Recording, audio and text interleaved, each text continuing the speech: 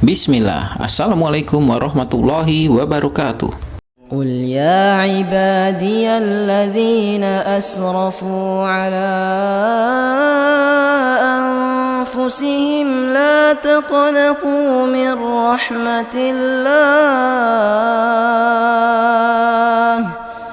إن الله يغفر الذنوب جميعا إنه هو الغفور الرحيم وأنيبوا إلى ربكم وأسلموا له من قبل أن يأتيكم العذاب ثم لا تنصرون. Yang memiliki arti, hai hamba-hambaku yang melampaui batas terhadap diri mereka sendiri, janganlah kamu berputus asa dari rahmat Allah. Sesungguhnya Allah mengampuni dosa-dosa semuanya. Sesungguhnya Dialah yang Maha Pengampun lagi Maha Penyayang. Dan kembalilah kamu kepada Tuhanmu dan berserah dirilah kepadanya sebelum datang azab kepadamu, kemudian kamu tidak dapat ditolong lagi. Ayat tersebut adalah seruan untuk segenap orang yang terjerumus dalam maksiat, baik dalam dosa kekafiran dan dosa lainnya, untuk bertaubat dan kembali pada Allah. Ayat tersebut memberikan kabar gembira bahwa Allah mengampuni setiap dosa bagi siapa saja yang bertaubat dan kembali kepadanya. Walaupun dosa tersebut amat banyak, meski bagai buih di lautan yang tak mungkin terhitung. Sedangkan ayat yang menerangkan bahwa Allah tidaklah mengampuni dosa syirik, itu maksudnya adalah bagi yang tidak mau bertaubat dan dibawa mati. Artinya, jika orang yang berbuat syirik bertaubat, maka ia pun diampuni. Walaupun Allah Ta'ala Maha Pengampun segala dosa bagi yang bertaubat, namun dalam salah satu riwayat hadis menyebutkan, setiap pribadi manusia akan ditangguhkan dosa yang diperbuatnya hingga hari kiamat. Namun terdapat 3 dosa besar yang balasannya akan disegerakan Allah di dunia. Hal ini sesuai dalam hadis dari Abu Bakrah radhiyallahu anhu. Setiap dosa akan ditunda balasannya oleh Allah Ta'ala hingga hari kiamat, kecuali al-baghi, zalim, durhaka kepada orang tua dan memutuskan silaturahim. Allah akan menyegerakan di dunia sebelum kematian menjemputnya. Hadis riwayat Al-Hakim nomor 7345.